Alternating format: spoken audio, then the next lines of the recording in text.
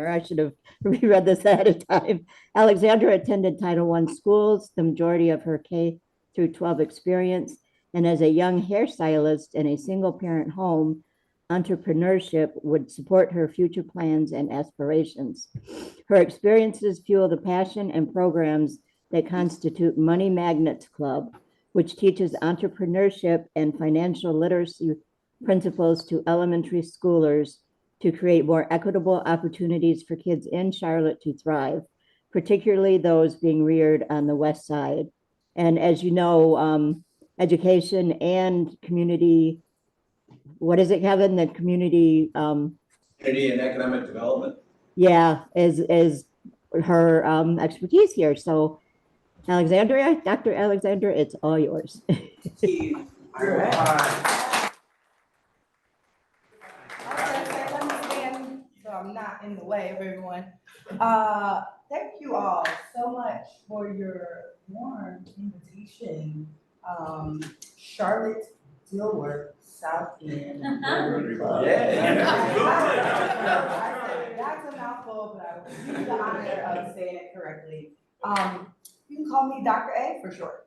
I have a very long name, and the kids affectionately call me Dr. A, and I affectionately refer to them as kids or kidpreneurs in training for our program. So I just want to share a little bit about our work, and I will do so hopefully in an engaging manner. Because working with elementary school students, you have about 15-minute spurts where you have attention, and so that permeates throughout my adult conversations now as Dr. well. A, we're pretty much the same way. Okay, yeah. In good company. So this is just a little bit about us, and I'm gonna also do some trivia because I want to gather the expertise in the room and have you all be thinking about why it's been important that we're doing the work that we're doing. Next slide. Sorry, I went that. Oh, here we go. It's being very slow today. Oh, okay. So now I have to guess. I was gonna say I have to guess what's on the slide. Which is fine, because another thing that we do is we have a plan and then we have what we actually do, and the two may not always match up in terms of working with elementary school students. But this is just a little bit about me. It's covered there a little bit, but this is the 12-year-old version of me that was very much into the idea of working for myself. Now, I didn't have the language of entrepreneurship necessarily, or being a business owner at the time. I was very constricted and conscripted even as a female child. I had a lot of engineering tendencies and tinkering. I had my grandfather's an engineer. My dad's a computer engineer, and no one said, "Hey, Alexandra, maybe you want to pursue engineering." There's, again, these restricted kind of gender role things that kind of just went without saying growing up. But what's within you has got to come out, right?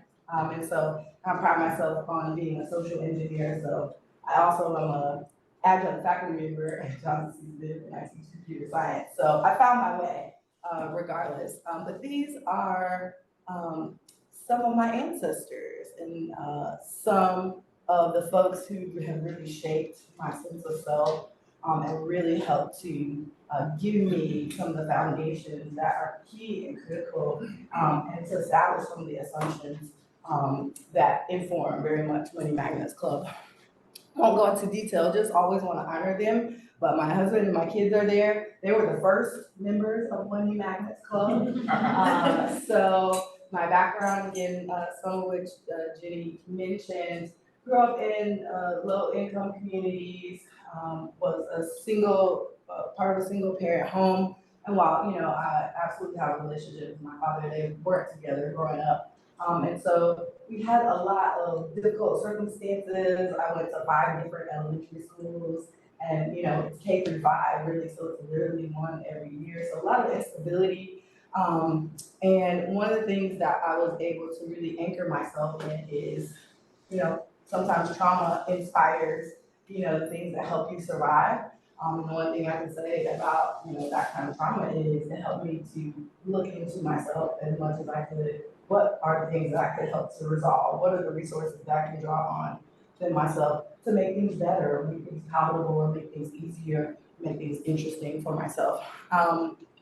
All of these people, for sure, had really amazing impact. My social system was always really strong, both in terms of family, both in terms of community, wherever we lived at the time. So I went to high school in Winston-Salem, North Carolina. This is where I started to formalize this interest that I had in hairstyling. So I went to the vocational technical school, Winston-Salem, for psych, and started to pursue the pathway to get a cosmetology license. And the thing that I think about and I always reflect on with that experience is that no one said, hey, Alexandra, here's the information, here's the pathway to you pursuing this as a viable business career pathway for yourself. They're saying, oh, you need to do this, because that's what people need to do. And it's, again, not a knock. I always loved school, always done well in school. So going to college and everything like that, that was probably a given. But if someone said, hey, you should learn about the Secretary of State's office and learn how to file a limited liability corporation, articles of incorporation, so you can establish a business, you can start to build credit both personally and for your business. That would have revolutionized my world at 14. Now again, I eventually found that path, but again, what would that have meant to have a 10-year jump on that? Not older than 24. So, but just want to share a little bit kind of about that background, that pathway that led me to think about what the importance of this kind of conversation in a developmentally appropriate way, and for even younger kids. Again, I mentioned I was 12 in elementary school going into high school, but I started in my household having conversations with my own children about the importance of budgeting. Taking them to business meetings with me, taking them to city council meetings and county commission meetings, taking them to the bank and allowing them to make the deposits for me, and all those different things that are basic financial literacy, pragmatic approaches that folks may or may not do with their own kids for capacity, interest, the availability of the knowledge and information, which again revolutionized how I thought about what we may be able to offer here locally in Charlotte community. Next slide, please. I'm saying, it's still thinking. So the next slide I think is about us, which is Money Magnets Club. So I purposely waited to say what our mission is, which is to serve as a community that encourages entrepreneurship and financial literacy among elementary school students. So we work with K through 5, right?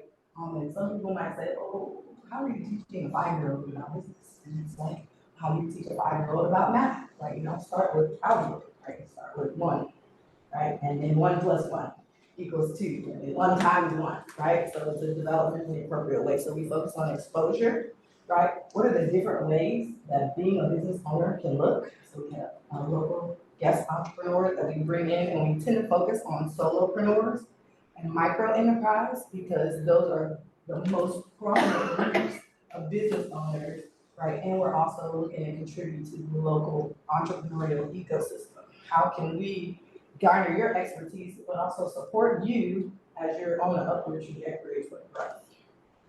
Kids first. We design for kids.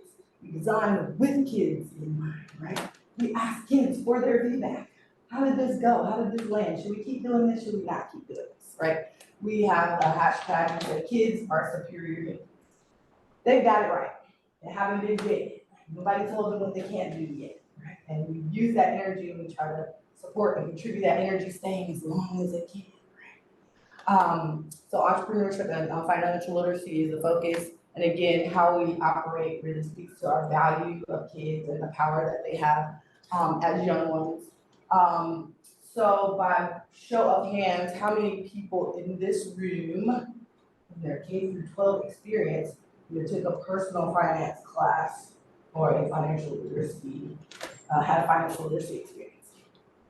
Okay, listen, the statistics are very consistent in this anecdotal poll that I do in all these talks, right? It's usually like 90% no, right? And 10% maybe, you know, and so there might have been a home economics class or it was folded into something else within the school system, but nothing standalone, nothing focuses specifically on financial literacy. I'll give a shout out to junior achievement and give a shout out to the 4-H club, because those are two experiences that are consistently cited where that's folded in.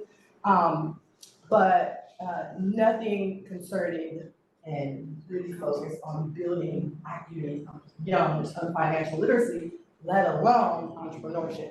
And so that speaks to some of the energy and drive around why we exist and why we start with elementary schools as opposed to middle or high school. So, some trivia.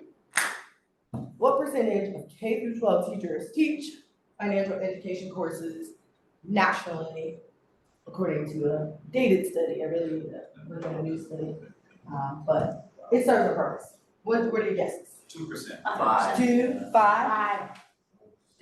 Okay, I won't do the big reveal yet. I want you to hold on to that, okay? We'll do all the answers at once. What's North Carolina's ranking among financially literate states? 51st. That's hilarious. Okay, so. South Carolina. I was gonna say. Beat our cousins to South Financially Carolina. literate. So there's a question on the floor about what financially literate means, and I'll explain that in the context of an annual study that's conducted by a local company. All right, and then the last question, and even if I can't recall it verbatim, it's about credit scores. What are the average credit scores of Black and Latino folks within, and it's the credit score range. What do you believe the average credit scores are for Black and Latinos in the United States? 610. Okay. I think it's sub 6. Yeah. 5. 5, under 6, 5, okay. All right, let's see. Oh gosh, you guys won't be able to see this yet. I'm so Okay. sorry, I don't, No, that's fine. Hey, Rebecca, is there any Jenkins share? I can see, let me ask her. Okay, Hang on. okay. Oh, now. Okay, give me a minute, I gotta find it. What'd you say, Jen? Maybe she has to tell us the answer first. I said, give me a minute, I gotta find it. While they are waiting for that, I asked these specific questions for a reason because there are 2 points that you need in order to use a GPS. You know what those 2 points are? To use what now? GPS. Oh. There are 2 data points that you need to use a GPS. That's specific, actually, I know that answer this one. You need where you are, right? And you need where you're going, right? Those are the 2 points that you need in a GPS. So part of why we do this little trivia is it's fun and is engaging, but you also have to have a baseline, metaphor, there's a metaphorical semblance here. You need a baseline for where are things, right, as it relates to financial literacy, as it relates to some of these important numbers, right, that we know as adults are like critical and crucial to so many decisions that we have to make for our livelihood, for our well-being, for basic needs, shelter, transportation, et cetera. Again, that routinely have no conversation, no entry point really, maybe up through the end of high school, right? I have a lot of respect for colleagues who are focused on high school efforts in this space. But we also have to have a vision for how do you see things being different? How do you see things changing? What is your opportunity to contribute to the knowing the landscape, right? And what's your opportunity to be able to contribute to the landscape? So, I'm still waiting. It was just there. I really want to tell you that. Can I just say one? Yes. Yeah. Okay, so the I first think you one. should just go ahead and tell us the answer. Yes, Yeah. okay, thank you. Just in Oh, case. wait, it's wait, yeah, wait. Oh. Comes back. Okay. You say you studied this? Oh, yeah, I know the answers. I'm just waiting for the visuals. I'm talking about the IT part. Oh, yeah, so digital literacy is another conflated issue, right? Because again, one of the things I asked people all the time is like, how many people are receiving a paper check most often, right? And again, depending on the group and the demographics in the group, you know, if they're younger folks, it's like, a check, what's a check, right? And it's like, you know, and so learning, you know, debit and credit and ACH and electronic transfer, you know, funds transfer and all these different digital currencies and digital approaches that may not be native to us because that's not necessarily experience, right? And how that translates both from a cultural standpoint to how you understand money and its importance and its uses, right? My kids now ask me, they've gone through our programming, right? But their orientation to money is different. It's not necessarily something I just put in their hand. It's the card they see me swipe at the grocery store all the time. And they're like, can't you just swipe your card? Yes, I can. And if there's not money in that account, nothing's gonna happen here, right? So being able to understand from a cultural vantage point the landscape that's changing and the digital economy that we are within. So we can go to the next one. That's the answers. Boom, boom. 29.7%. I got the two right. So functionally, it's higher now. This is a study that was done in census tracts across the nation. It was a relatively small study. It's only 1,200 people, but it was surveyed with folks in every single census tract in the nation. And these are standalone financial education courses. Okay, so 29.7% is the number, and functionally, it may be higher now because a good amount of time has passed since then. So it's out there. Who's taking? That's the question, right? Okay. So North Carolina's ranking of financially literate states, and back to your question about what does financially literate means, it means folks have either encountered some kind of formal or informal education that's titled financial literacy. There's something called wallet literacy, right? Do folks have credits for? Is there credit utilization that can be tracked? And this is all done by a company called Wallet Hub, and they do this every year. This is a robust study. It's 300,000 people annually participate in this. You'd be happy to know North Carolina ranks 9 out of the states, and that's because legislation, yes, is on the books that actually mandates financial literacy within the education system.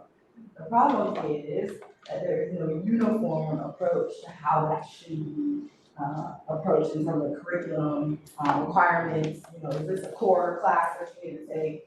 Is it folded in as a lesson in the social studies or some other elective kind of course? So it's pretty high, pretty high. So the credit scores 677 to 701. So I think higher, than most people were expecting or at or around what people are thinking. Specifically, called out Black and Latino and Latinx people because there's typically, a big rift between these groups and their white counterparts. And so there's also this need to focus specifically on folks who don't have the access, who may not be having the conversations at home because their parents or their grandparents may or may not have that literacy background to draw upon to share the knowledge or information, or their experience is not as good as it could or should be, and so the knowledge that they're passing down is not necessarily, here's what you should do, is more of a cautionary tale. So cool, thank you all for your participation there. So you know where we are.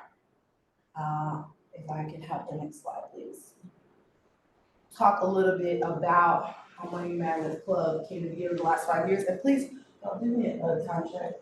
Give me a 5 or 2, wrap it up, because I love this stuff, and as an entrepreneur, an educator that comes also from entrepreneurs and educators, this is the bee's knees for me.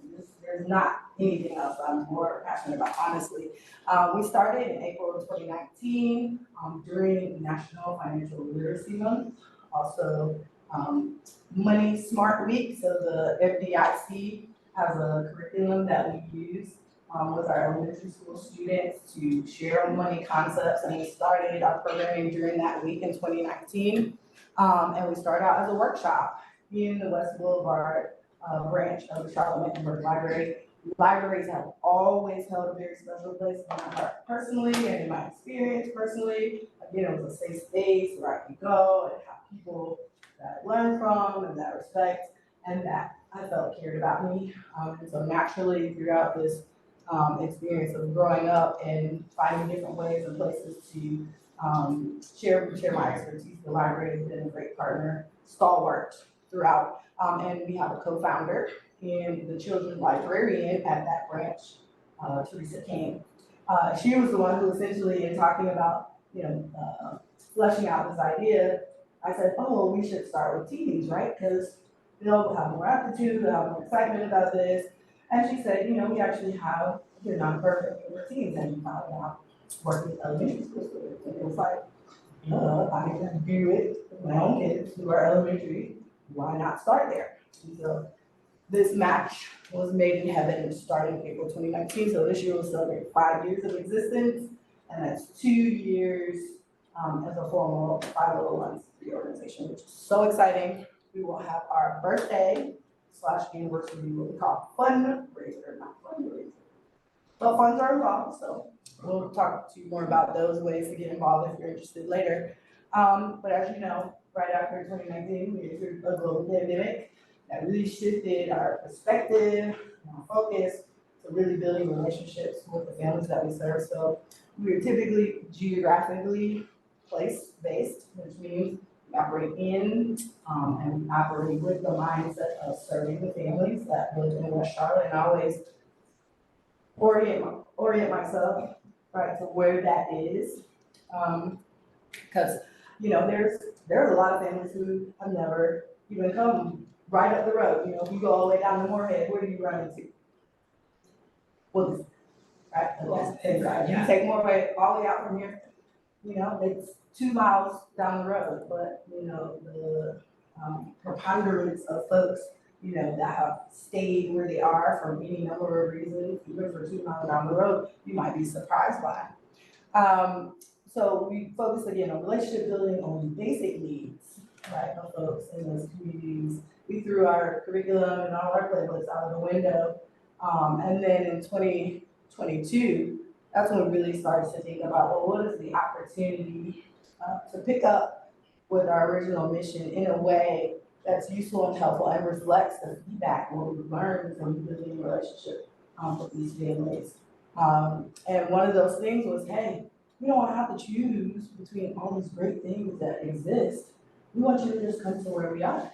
And so that we really revolutionize our program model. So we partner with after-school programs, we partner with summer programs, we partner with already established organizations to fold into programming. So parents don't have to compete and overextend themselves to, be transported or get off work or, we'll start the kids where they already are. So this last year, 2023, we served 196 community members, which is like mind blowing because, we started off doing about 60 people a year, and now to be up to 200, just wow. I'm grateful. It's certainly my pleasure. Like that's not even, it's not even for bragging rights. It's like I'm honored to be able to do this. The next slide. And what it will likely be, I was gonna say, people ask, well, what makes you different than other organizations? And there's 2 distinct things. One of the things that we really focus on is not just the learning, but it is the, I love the motto, service over self, right? That resonates so greatly. I think about night and day. How is it that I can contribute in a meaningful, material way to the people and to the kids that I serve? And so what's built into our service and program model is a financial incentive. So kids that complete our program have the opportunity to earn $25 at the end of our program. So it's not a huge lot of money, right? But it's something we want to give to them as a token, as a contribution to say, hey, we value your time and your contribution to our programming. And here's a reward, right, for you completing our programming. Ultimately, if we're doing what we hope to do well. Like, I really hope to see that generational poverty trajectory really disrupted, particularly for the zip codes in Charlotte where it's the worst, and it's way too late. Because we really focus our efforts. And you know, I don't have to say to you all, you know, the 50 out of 50 economic ability rating and how that hasn't changed that much in 10 years, right, from the initial study to this year, just reiterates and reifies the importance of this notion of getting people learning and understanding, and also getting them material resources. I listened to the radio the other day on NPR, and they were talking about the benefits of universal basic income programs and how, you know, the pandemic really forced the hand of the federal government to say, hey, people need funds just to live and do regular basic things, but how the impact of doing something like that, even at a small level, just shot up mental wellness and health, right, outcomes, shot up folks' ability to spend more time with family and less time worrying about how are they gonna meet the next bill or how are they gonna make the next meal. And what we really wanna focus on with the kids is learning about assets, right? And so I would love it, as I'm working to build consortiums or be part of consortiums that are considering policy and economic policy and legislation that helps folks, you know, regardless of what your zip code is or regardless of what your family's economic status is, to say you have assets from birth. So there's programs in Atlanta, in Minnesota, Minneapolis, all these other places where they're testing and trying out what it looks like for kids to be born to have a $50 baby barn, right? And what the research is that, you know, college readiness is increased just by virtue of you having an asset that you can speak to by birth, right?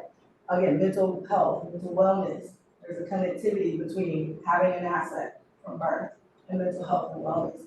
And again, just what the opportunity is for us to do more than just on an individual or even an institutional level, but on a systemic, you know, countrywide level where every life can benefit from having a little bit and have them build on having that little bit and position them for being able to live lives, not just surviving, but thriving. So, last couple things. You can probably do 2 slides over. These are some stats. We did 3 program sites last year. We're up to 6 this year, which is so cool. These are some of our community partners and funders. We're really about relationships. So we like to build long and strong, okay? We can go a couple more.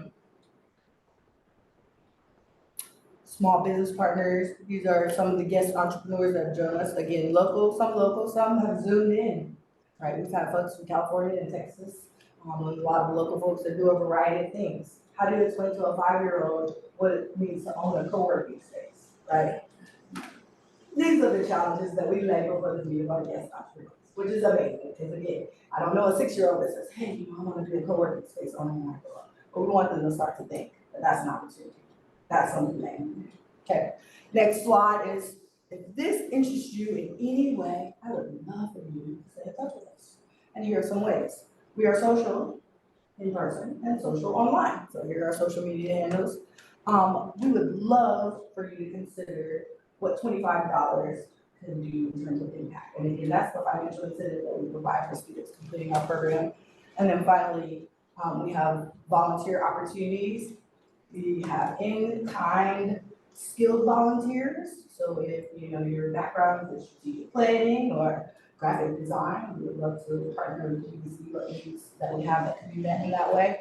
We have event volunteers, and you can come and table with us, meet some of our families, meet some of our prospective students that are interested in participating, or some other combination. So you may say, hey, I have 3 hours.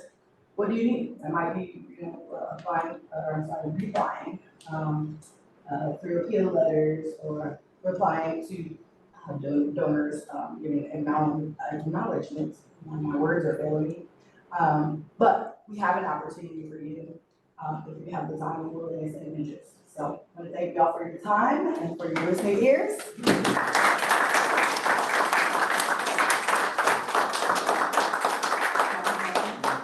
me get my thing up.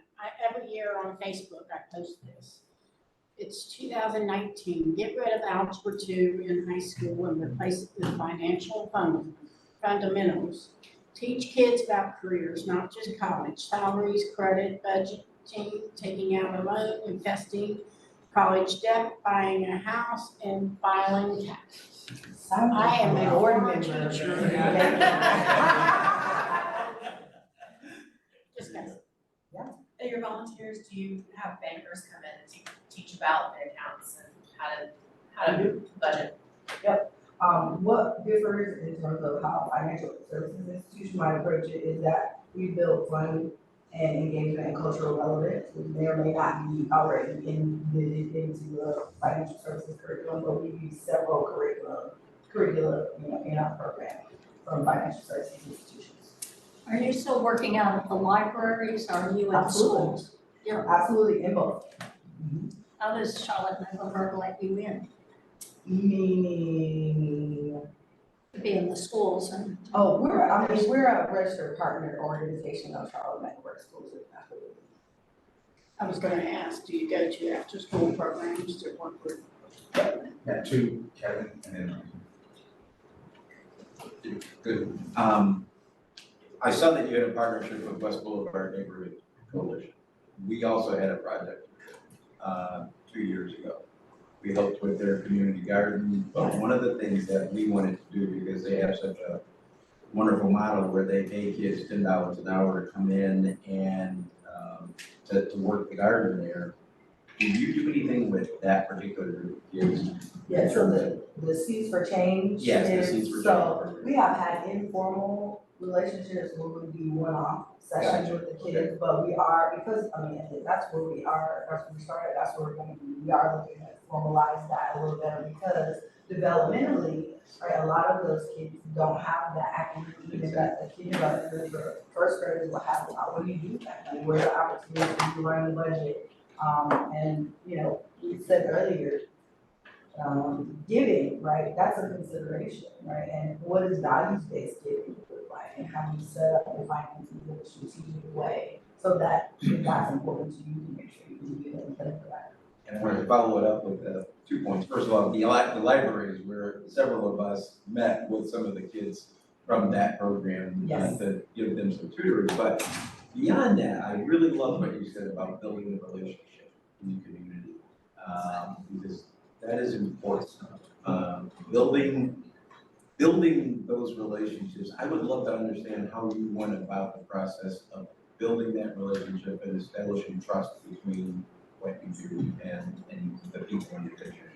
Yeah, I am the people in the community, and you gotta be where, people see you and where people can encounter you. And so our library branch is the West Boulevard Library branch. And so I can name Lawan, and I can name Teresa, right, who are the librarians there, right? I can name, Ms. Villegas, right? And so we are in community, we are not going to the community, we are in community, and that is 90% of the relationship building. And I think that's the challenge for us and some of the projects that we do. We are not in the community. So it's a little bit of, heck, it's a lot more of a hurdle for us to try to build those relationships. So, thank you. Just being 2 miles away. Yeah, I was just gonna say, my dad is an entrepreneur, recently retired, and I love the fact I just want to come here in schools, having this program in schools at that age. I mean, it's incredible, it's credible. I mean, even with him being an entrepreneur, I did not know anything about how to create a business, which is something that I wanted to do. And we just didn't have those conversations because regardless of community, I think just generationally speaking about money was not a dinner table discussion. And, it's I do this and you go to school. And so I just love that aspect of it, first and foremost. And secondly, I love to get involved, volunteers, you share. Yes. Whatever. Money Magnets Club. Yeah. Volunteer tab right at the top, and I appreciate what you said. So a lot of the families, it's not just a deficit, right? A lot of the families in the West Boulevard corridor, they are entrepreneurs, they are doing really great things. They may not have the time or the capacity to share in any depth or any detail, that information that would help a child again in a developmentally appropriate way. Like, gather those concepts and make it build it. So then that's what we step in as part. Was there a question online? No question, okay. I have one then. Oh, So we've met before, because I'm Yes. from Charlotte Speech and Hearing Center, and we Yes. both work with the West Boulevard Neighborhood Coalition. So as many times as we've been at the table together places, I have never gotten to hear you talk your organization this way with the passion that you have for it. And so I just appreciate that. I would love for you to come talk to our SLPs sometime, particularly the ones that are working at the West Boulevard corridor, kind of about what you guys are doing. You guys have some books too. We're a bunch of book nerds here. So the books that you guys have, and our friend Eric from Promising Pages helps to provide books. So I know that you have several books that you use with that, and there was particularly one that was written by a young girl on her entrepreneurship. You guys had it on display at one of the West Boulevard meetings that we had. Well, I can just speak to generally, because not one thing is coming to mind immediately, but again, when we talk about supporting the local entrepreneurial ecosystem, like that's phrasing that's like embedded and embedded into our operational model. We go out to community and say, hey, what products, services, or things that are available that we can help to support you as a solopreneur, a micro business that again will help you to get some exposure, help you to get some support, but also be enrichment to the kids that we serve. So all of our books are local or Black owned, Latino owned, LGBTQIA owned, written, developed or kid owned products or services that we then distribute to the kids. So we use the Kids Company, Kids Co. I don't know if you've heard of that. So great. They're in the West Coast, but it's a great series of different books that talk about really huge topics, right, in really small development in appropriate ways. So like they have a kid's book about systemic racism, or a kid's book about bullying, or a kid's book about money, right? All these different topics. There's an author who we absolutely love by the name of Allen Jackson. He has a character called Daily Dollar, Billionaire Extraordinaire. And it's like he has envisioned like what we would love to see in reality for some of the kids, at 8 or 9 years old, Daily Dollar is thinking about how he's going to chart his path to becoming a millionaire, right? So all of the resources that we use are sourced strategically and meaningfully to help again inspire, reinforce the vision. Yeah, I just wondered if that was something that our club could kind of get behind too, because we do love giving out books and resources and stuff that we. Yep, and we're Really- open to feedback. If you have books that you say, hey, these are powerful books, have you considered these? Love to hear those. We can build a brand. Thank you. Awesome. On behalf of our club, first of all, we sincerely thank you. This is absolutely great. We keep having some of the most amazing presenters and things that we learned that is going on in the community that is much needed. And thank you for having that vision and working towards that vision as well. So, small trinket of our appreciation. We hope to see you with this. We spy. We want to see you out shopping with it. We're going to make sure.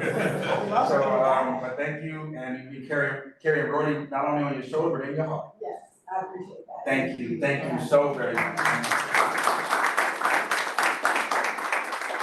This is what I do for a living, so I will be volunteering. Yes.